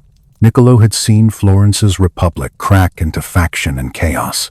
He had watched citizens behave with vanity, panic, cruelty, and boredom, all in the same season. So he held a darker, more realistic view. When a society is corrupt, when citizens have lost the discipline and civic virtue needed for self-governance, then a prince may be necessary to impose order from above, to break the cycle long enough for institutions to be rebuilt. It is an uncomfortable thought. Yet it comes from observation, not fantasy. What Niccolo believed about human nature sits at the center of his work like a quiet stone. People are fundamentally self-interested, not always monstrous, not always cruel, just drawn, again and again, toward advantage. They will be virtuous when it serves them. They will be vicious when that works better. You cannot wish this away. You cannot educate it out completely. You cannot pray it into perfection. So what do? You build institutions that make self-interest align with public good. You design systems where ambition is not eliminated but redirected, where factions compete, but the competition produces laws rather than blood. He found this pattern in Rome. The conflict between patricians and plebeians, the rich and the poor, which most historians saw as Rome's weakness, Niccolo identified as its strength. The tension between classes prevented either from dominating completely. It forced compromise and created laws that protected both sides. The tribunes gave common people real power to block aristocratic abuse. The Senate gave the wealthy a forum to exercise their ambition productively. The result was dynamic stability, a system that channeled conflict into legislation rather than violence. Well, not always. Rome had civil wars, but compared to other ancient states, it achieved remarkable cohesion for centuries. The institutional structure created safety valves for social pressure. When pressure built up, it could be released through legal and political means rather than explosion. Modern political theory owes him this insight. Constitutional checks and balances, separation of powers, federalism, all these mechanisms assume that different groups will compete for advantage and try to design systems where that competition produces good outcomes. Some scholars argue that Madison and the other American founders were steeped in Machiavelli's discourses when they created a government of divided powers. With each branch checking the others, they were applying Niccolò's principles: ambition, counteracting ambition, self-interest harnessed to public purpose. The discourses also developed his military theory. He despised mercenaries, those professional soldiers who fought for whoever paid them. They had no loyalty, no motivation to fight hard, no reason to risk their lives beyond their paycheck. Citizen soldiers were superior, men fighting for their own city, their own families, their own property would stand where mercenaries would drift away. Rome conquered the world with citizen legions. Italian cities hired Swiss mercenaries and got destroyed. The lesson was obvious. This wasn't just military analysis. It was about citizenship itself. A republic requires citizens willing to fight and die for it. If people won't defend their state personally, if they hire others to do it for them, the republic is already dead. You might maintain the forms and ceremonies, but the substance is gone. Niccolò had seen this in Florence. Rich merchants unwilling to serve in militias, preferring to pay mercenaries. The result was military weakness and eventual subjugation. He proposed creating citizen militias, training ordinary people in arms, reviving the Roman model. He even got a chance to implement it. In 1506, Florence put him in charge of organizing a militia drawn from the countryside. He recruited farmers, trained them, equipped them. It was his proudest achievement, and in 1509, his militia helped Florence recapture Pisa after a decade-long struggle. It worked. Citizen soldiers could fight, but when the Spanish army arrived in 1512, his militia collapsed. Farmers with pikes were no match for professional infantry. The experiment failed. Florence fell, and Niccolò's brief return to relevance ended with him in a torture chamber. Yet, he never stopped believing in the principle. The failure was in execution and circumstance, not in the underlying theory. The final years were a slow fade. After The Prince and the Discourses, he wrote other works. A history of Florence commissioned by the Medici, more balanced and literary than his earlier books. A treatise on the art of war, developing his military ideas. Several plays. He stayed intellectually productive, but politically, he remained irrelevant. The Medici occasionally threw him minor assignments, diplomatic errands to mollify him. Nothing important. He watched younger men rise while he lingered in the background. He could not hide his bitterness. Letters to friends complained about neglect, about wasted talent, about dying forgotten. In the Discourses, he lingers over scenes from Roman life, the way a careful person lingers over a cracked cup, turning it in the light, trying to see where the weakness began. He notices how laws are not just words. Laws are habits written down, and habits are repeated choices, and repeated choices can become a kind of sleep. A city can sleepwalk into disaster while believing it is awake.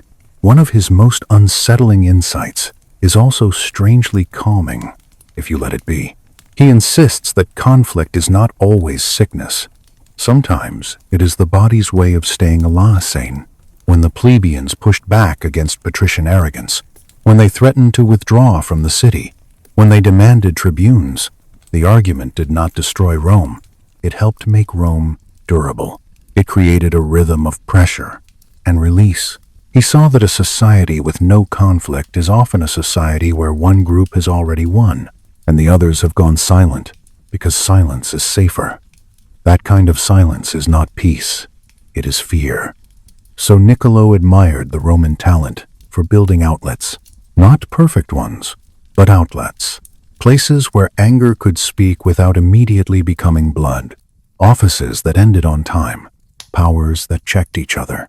A structure that assumed ambition would appear and tried to make ambition collide with ambition instead of crushing the weak.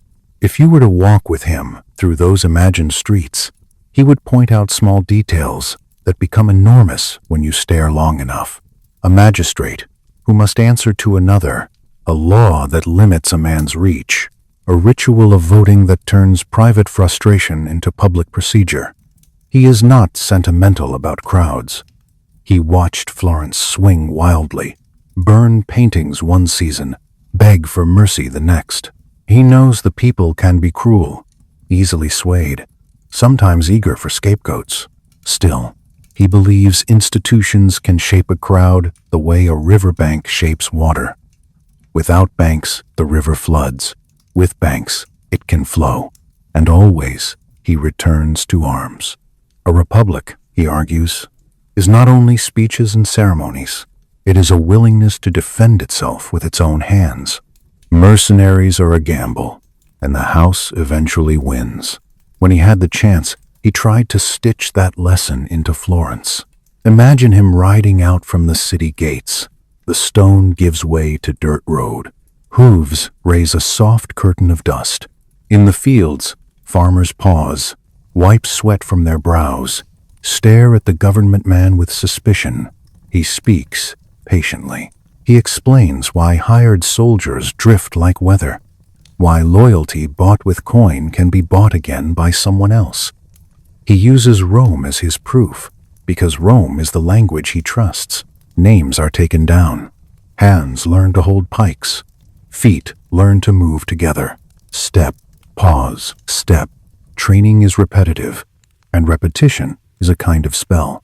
The mind quiets. The body learns. A line of men becomes, for a moment, a single creature made of many bodies, breathing at the same pace. For a few years, this work made him feel useful again. Then, Spain came. The militia folded against professional troops. Florence surrendered. The Republic collapsed. And the old lesson returned in the worst way. Even the best design can fail when the weather turns brutal. Still, he kept believing in design. That is a quieter courage than any battlefield story. The courage to keep thinking when thinking has brought you pain. So when the sack of Rome shook Italy in 1527 and Florence expelled the Medici once more, he must have felt the old ember of hope. But the new republic did not welcome him. They saw him as stained by association. Politics has a long memory for symbols and a short memory for nuance. He fell ill soon after. Friends visited. He joked and complained, and tried, perhaps, to return to that nightly feeling he once described, the feeling that in conversation with the ancients he did not dread poverty and death did not frighten him. He died without grand recognition, but the papers remained. The ink dried, the dust settled, and the ideas waited, patient as stone. Hold that quiet image as we move forward, because the next stretch of the story is about afterlives, the way a mind can keep working long after the body is still. The year 1527 arrived like a door kicked open in the dark. Italy had been wobbling for decades, a table with uneven legs, every cup trembling when an army marched nearby. Alliances changed like weather. One week a banner promised protection. The next week, the same banner was folded away, replaced by another color, another promise. And in the middle of that constant shifting, people still baked bread, still swept their thresholds, still lit evening candles, trying to pretend that the world was stable enough to trust. Then the shock came from Rome. Emperor Charles V's soldiers, unpaid and hungry, German and Spanish men fused into one restless mass, moved toward the city with that grim certainty that belongs to a flood. You can feel the approach even before you see them, the way animals do. The air tightens, conversations shorten, the markets go quiet in the early morning. The sound of distant boots and wagon wheels becomes a rumor that spreads faster than any messenger. And when they entered, what followed became known as the sack of Rome. Even saying the words feels heavy. So let us say them softly, like placing a stone down instead of throwing it. If you were standing here with me beside this small fire, I would not show you the violence. I would only show you the atmosphere that comes before and after, the thick sense of ordinary life being peeled away. The way a city can feel like a body that suddenly realizes it is mortal. For weeks, for months, the eternal city was not eternal at all. It was vulnerable, and the idea of protection, papal or divine, felt like a thin cloak in cold rain. The Pope fled to Castel Sant'Angelo and watched from behind walls. Below, the streets filled with that particular kind of chaos that arrives when discipline dissolves. Doors were barred. People hid their valuables under loose stones. A mother might hush her child, not with anger, but with that soft urgency that says, "Please, please, be small. We do not need the harsh details tonight. It is enough to understand the shape of it." Order collapsed, and people learned again how quickly the ground under a civilization can turn to mud. Sometimes I imagine the city as layers, like those archaeological cuts you see in a museum display. Dark band, light band, dark band again. A thin line of ash, a thin line of flood silt, a thin line of broken pottery. It is the same in human lives. One day is smooth, the next day is shattered. Then, slowly, the dust settles, and people pretend it was always meant to be that way. The tremor reached Florence. Florence had been watching Rome for years, like a person watching a distant storm front, knowing it might drift closer. Florence also had its own internal weather, the old tension between what it claimed to be and what it truly was. A republic in name, a family in control, then no family, then a friar, then a republic again, then a family again. The city had the rhythm of a pendulum, swinging back and forth, wearing a groove in the air. Now, with the Medici power base shaken in Rome, Florentines rose and expelled them once more. A republic returned, for what felt like the third time, like a candle relit after being snuffed, the wick stubbornly smoking before it caught flame. If you imagine Niccolo in that moment, older now, his hair thinned, his body carrying the small aches of a man who has been pulled and dropped by ropes, you can sense the quiet surge of hope, not a triumphant hope, a cautious one, the kind that keeps its voice low so it does not attract attention, the kind that sits in a corner and watches the room before it steps forward. Honestly, I find this part painful in a gentle way, because hope, when you have been disappointed often, does not feel bright. It feels like a bruise you keep pressing to see if it still hurts. He had served the Republic for 14 years. He had traveled for it, negotiated for it, drafted letters that carried the city's voice across Europe. He had stood in military camps where the air smelled of sweat, wet leather, and cold iron. And he had listened to mercenary captains bargain, as if war were grain in a market. He had tried to give Florence a citizen militia, tried to replace hired loyalty with the simpler loyalty of men protecting their own fields. He had worked with shrinking numbers, always feeling the Republic's resources narrowing while its dangers expanded. He had been punished by the Medici precisely because he had been loyal to the old government. But politics is rarely grateful. Politics has an appetite for purity, and purity is easier to perform than to understand. When the new Republican leaders looked at Niccolo, they did not see the whole pattern. They saw the years he had spent under Medici rule after his exile. They saw the commissions he had accepted. They saw the history of Florence he had written for them. They saw his small errands. They saw the stain and ignored the context. They wanted a clean rebirth, and he did not look clean enough. It is debated how much this was personal distrust and how much it was simple fear.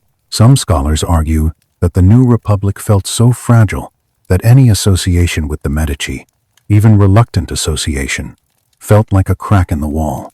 It is also possible they wanted younger men, men unburdened by old scars, men easier to control. We cannot be sure. We only see the result. The door stayed shut again. There is something almost ritual about it, the same pattern repeating, like a wheel turning through deep time. A man offers his mind.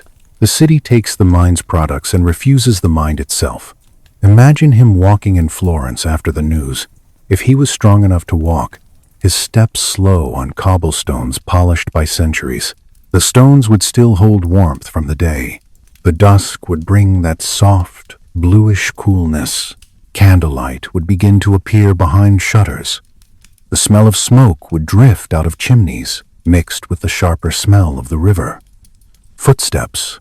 1, 2, 3. A measured rhythm. A mind counting without meaning to count. You know that feeling when you have prepared your words carefully for a door you need to open, and then you arrive and realize there is no handle on the outside. That is what rejection feels like in politics. Not dramatic, not loud. Simply a smooth surface where you expected an opening. Weeks passed. Then Niccolo fell ill. We do not know exactly what it was. Records are vague. Some scholars suggest an intestinal illness, common in an age where water carried invisible threats. Others simply say he grew weak and did not recover. What matters is the scene, quiet and close, because the end of a life is always smaller than the life itself. Picture his room near Florence. The air in early summer holds warmth, but nights still cool. The walls keep old smells, ink, wood, a faint trace of damp stone. The fireplace is not roaring now, just a gentle bed of coals, enough to keep the room from feeling empty. Candlelight flickers on plaster. Shadows breathe along the corners. Dust rises when someone moves a chair, then settles again like a slow snowfall. Outside, the countryside continues, indifferent. A cart creaks somewhere on the road. A dog barks once, then settles. Leaves shift softly. A bird calls as if nothing has changed. Friends came to see him. They stood near the doorway at first, not sure how close to come, as if illness had a perimeter. Then they approached, softly. They tried to smile. They tried to say ordinary things. He joked, because joking is sometimes the only way to keep fear from swelling. He complained about pain, the way people do when they are trying to remain human in front of other humans. He might have asked, half seriously, whether Florence would finally remember him now, and then laughed at his own question. I like to imagine he still listened for the river. The Arno was always there, breathing through the city, carrying silt, carrying reflections, carrying the faint taste of faraway rain. The river does not care which family rules or which council votes. It moves. It erases footprints. It lays down new layers of clay. It is patient in a way humans rarely are. There is comfort in that, if you let it be. On June 21st, 1527, Niccolo died. No grand procession, no thunder, no official farewell. The republic that had returned did not raise him up. The Medici, newly shaken, did not mourn him. He was buried in Santa Croce in Florence, but his tomb went unmarked for a long time, as if even stone hesitated to claim him. And yet his papers survived. His family kept them. His son Bernardo understood that something important was there, even if the city did not. In that way, the story shifts from public rooms to private ones, from councils and armies to a drawer, a chest, a stack of pages wrapped against dust. A kind of museum hush, not the hush of marble halls, but the hush of a household at night, when everyone sleeps and only the paper stays awake. And then, slowly, the world began to read, not quickly. Ideas often move at the speed of copying, at the speed of a hand, at the speed of a whisper. Imagine a scribe leaning over a table, dipping a quill, the scratch of ink on parchment. Imagine a page held close to a candle, light shining through thin fibers. Imagine a reader pausing, feeling that strange mixture of fascination and discomfort, as if the book has spoken a thought they were not supposed to hear. The Prince appeared in print in 1532, 5 years after his death. The discourses followed shortly after, and then the strange phenomenon began in earnest. People who hated the book could not stop thinking about it. They called it wicked. They called it diabolical. They called him a teacher of evil. The Catholic Church placed the Prince on its index in 1559. Protestant reformers denounced it too. The denunciations multiplied, like prayers meant to seal a door. And still, rulers read.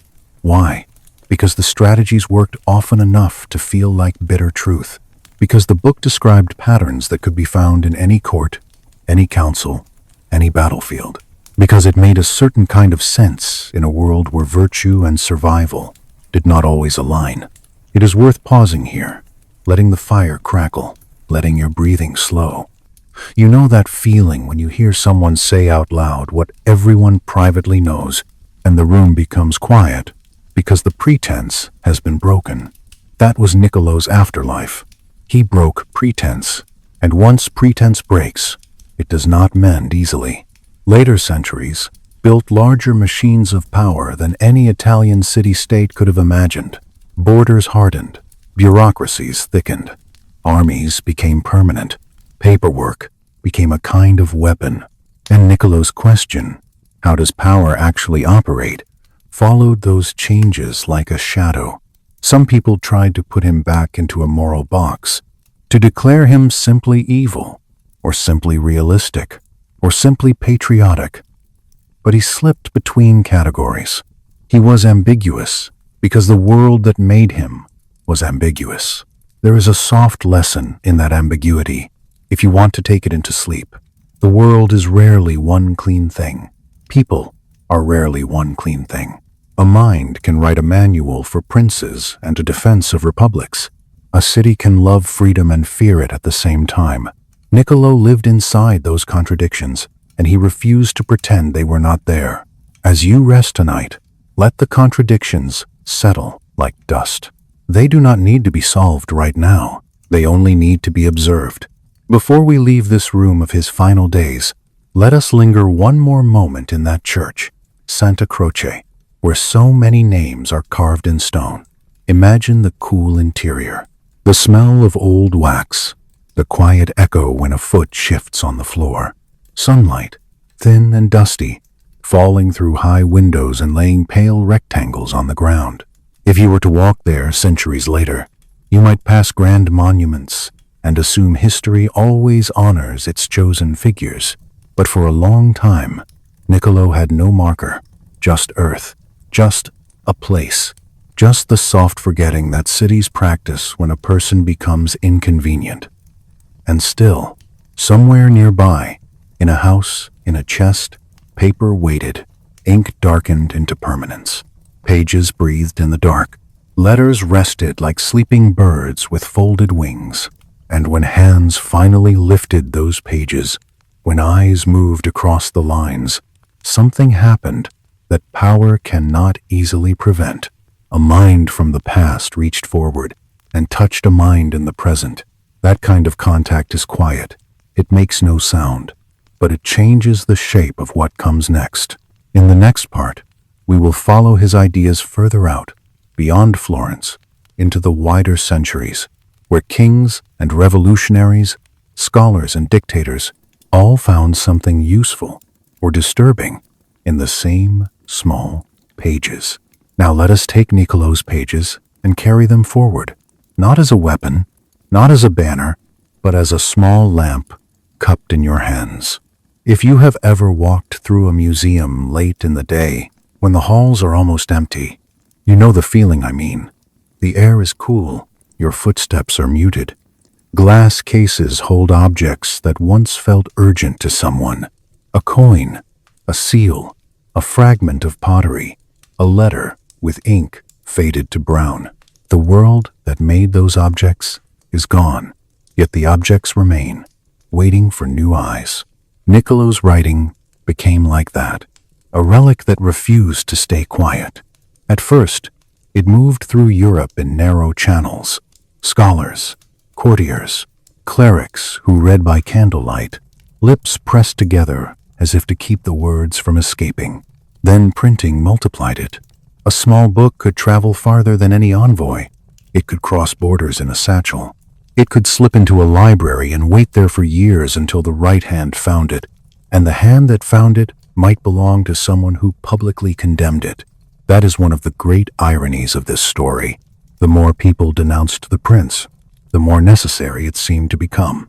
Like a forbidden door that everyone insists should remain locked, while quietly searching for the key, rulers recognized themselves in it. They saw their own calculations reflected back with uncomfortable accuracy. They had always known that appearances mattered, that fear could be more reliable than affection, that promises were sometimes tools and not vows. Niccolo simply described the machinery plainly, the way a physician describes a disease without flinching. Some readers took this as permission, others took it as warning. It is debated, even now, what Niccolo intended. Was he teaching princes how to survive, or teaching citizens how to recognize the techniques used against them? Some scholars argue he was a teacher of evil, deliberately inverting Christian morality. Others argue he was a truth-teller, stripping away pious hypocrisy. There is a third interpretation, darker and strangely generous, that the book is a handbook for resistance disguised as advice, a mirror held up to tyranny so the ruled can see the face of the machine. We cannot be sure. Niccolo left no confession. Perhaps he himself did not fully know. People are not always transparent to themselves, especially when they are writing in pain. What we can see is what happened next. The modern state began to form, not in one moment, but in many. Borders became harder, taxes became more regular. Armies became standing institutions rather than temporary hired bands. Councils became bureaucracies, and in the background of all that, the idea took hold that politics has its own logic, separate from personal virtue. Max Weber would later call this the disenchantment of the world, the gradual fading of the belief that divine providence neatly rewards the good and punishes the wicked. Niccolo had helped pry open that door. He looked at history and saw no consistent moral arc. He saw competence rewarded and incompetence punished, regardless of piety. He saw foreign armies ravage Italy not as mystical judgment, but as predictable consequence. It is a cold thought, but we can soften it here. We can hold it like a stone warmed by fire. Reality does not need to be cruel to be real. It only needs to be observed. In 1648, after the long exhaustion of the 30 Years' War, European powers signed the Peace of Westphalia. The world did not become peaceful, but something shifted. The idea of sovereign states, each claiming authority over its own territory, became more explicit. The state began to feel like an entity with its own needs, its own reason, separate from the soul of any individual ruler. Cardinal Richelieu embodied this logic with almost frightening clarity. A Catholic cardinal who supported Protestant forces, not out of love, but out of strategy, because weakening the Habsburgs strengthened France. Critics called it immoral. He called it necessity. The state has necessities that private people do not. Niccolo would have understood that sentence immediately. Frederick the Great of Prussia offers another quiet lesson. As a young man, he wrote a righteous rejection of Machiavelli, an anti-Machiavel. Then he became king and ruled in ways that looked very much like the book he had condemned. It is not that he became evil overnight. It is that power changed the shape of the room he lived in. The air inside that room made certain choices feel possible, even reasonable. And this is one of Niccolo's main points. Softened for bedtime. Situations shape behavior. The world offers temptations and constraints. People adapt. Thomas Hobbes, writing during England's Civil War, described life without strong authority as violent and unstable, a war of all against all. His solution was a sovereign strong enough to impose order. Again, the logic is similar. Stability first. Morality becomes complicated. Across the Atlantic, later, American founders read the discourses.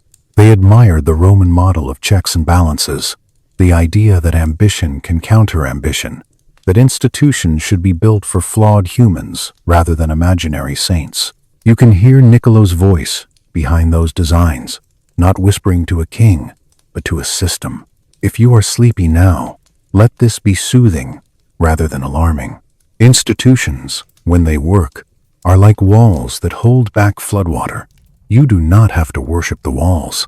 You simply appreciate the dry floor they allow you to walk on. And yet, walls can be used to trap people too. The 20th century would make that painfully clear. Dictators did not need to read Niccolo to act like the prince. Some seem to know the rules instinctively. Lie when useful, break treaties without hesitation, use fear and spectacle, eliminate rivals, control the story. Mussolini admired Machiavelli openly. Hitler did not cite him much, but his methods echoed the same grim logic. Stalin hardly needed a manual. Here, we must tread carefully. Tonight is not for horror. It is for understanding how darkness can be described without being invited in. Niccolo never wrote about extermination. He wrote about Italian city-states. The scale changed. The ideology changed. The machinery of modernity added new gears, but the discomfort remains. If you separate power from morality completely, you build a room where monsters can breathe easily. After World War I, people tried to banish such thinking, to replace power politics with idealism and international law. The League of Nations was born from that hope. Then the hope cracked. It was not strong enough to hold.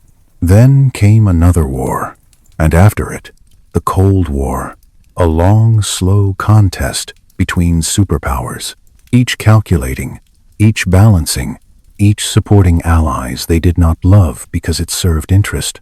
George Kennan's long telegram analyzed Soviet behavior with clear-eyed realism. Hans Morgenthau wrote that states pursue power, and that is not moral or immoral, simply a description. Kissinger practiced diplomacy with cool pragmatism, sometimes defending choices that still disturb people, sometimes arguing that national interest must guide policy even when it offends conscience. Critics call this cynicism. Defenders call it realism. The debate never ends, because the tension is unresolvable. Idealists say that morality must constrain power, or the world becomes a race to the bottom. Realists say that morality without force invites disaster when you face opponents who do not share your scruples. Both sides can point to history. Both have scars. If Niccolo could sit by this fire with us, he might say the question is framed poorly. He might say that leaders face situations where traditional morality produces worse outcomes than calculated harshness. He might also say, in a quieter moment, that unnecessary cruelty creates enemies and serves no purpose. Do what is needed. Avoid what is needless. Then stop. That is not comfort exactly, but it is clarity. And clarity can be strangely soothing when the mind is tired. Modern scholars keep turning him over like a stone in the hand. Leo Strauss argued that he was a teacher of evil, a deliberate corrupter. Isaiah Berlin suggested something different, that he revealed there are multiple moral systems, and they cannot always be reconciled. Christian morality values humility and forgiveness. Civic morality values strength and glory. Both can be coherent. The tragedy is that you cannot fully honor both at once. Choosing one means betraying the other. Quentin Skinner placed him in a Republican tradition, showing how much of his thought aimed at preserving liberty against tyranny. Others argue his harshness came from trauma, from living through the Italian wars and watching foreign armies tear his homeland apart, while Italian rulers remained divided and incompetent. When you look at his letters, you see the human being beneath the theory. A man who complained about money, a man who joked with friends, a man who played cards at an inn with locals who could not read, a man who felt himself disappearing, then saved himself at night by putting on his old official clothes and entering his study to commune with ancient authors. You know that feeling when you put on something that once belonged to your better self, and for a moment you remember who you were before disappointment. That was his ritual. Muddy farm clothes off, courtly clothes on, then the books, then the conversation across centuries. For 4 hours, he wrote. He felt no boredom. He forgot his troubles. He did not dread poverty. Death did not frighten him. That line always makes me pause, because it sounds like sleep, does it not? A dreamless calm, a mind released from the tightening grip of worry. It is almost as if his whole life, with all its betrayals and reversals, was pushing him toward one insight, that power is temporary, but understanding lasts longer. Florence ignored him. The Medici ignored him. He died without the recognition he craved. His tomb remained unmarked for a long time. The city that had dismissed him eventually built a monument centuries later, as if trying to apologize to the past. But the real monument is invisible. It is in the way we think when we talk about politics without illusions. It is in the way we analyze institutions rather than praying for virtue. It is in the uneasy awareness that what people say and what they do can be far apart, and that the distance between them is not always accidental. If you let that awareness make you anxious, it can keep you awake.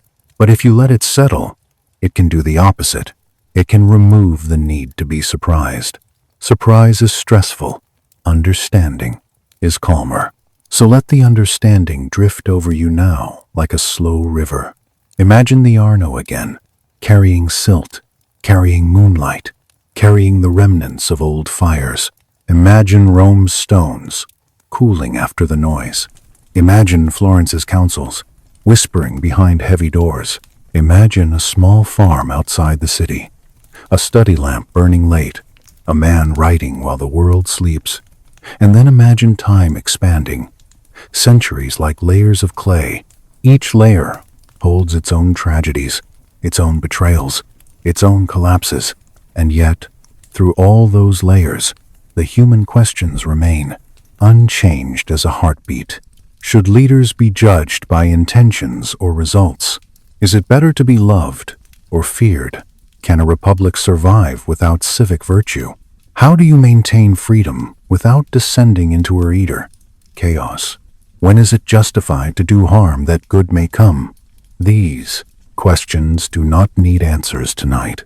They only need to be acknowledged, then set down gently, like tools placed back on a shelf. I want you to notice your breathing again. Slow in and out. Let your jaw loosen. Let your shoulders sink. Let the room dim even further, as if someone has turned a dial. Candlelight wavers, then steadies. The fire settles into quiet coals. Dust drifts in a thin golden column, then disappears. If your mind wanders to politics, let it wander briefly, then return to the simplest things. Warmth, darkness, the soft sound of night, the patient flow of water somewhere out there, beyond walls. You are not required to solve the world before you sleep. You are only required to rest. And as the last page turns, as the ink fades into shadow, as the centuries fold back into a single calm moment beside this fire, I will stay here a little longer, keeping watch, letting the story dissolve into stillness. Good night.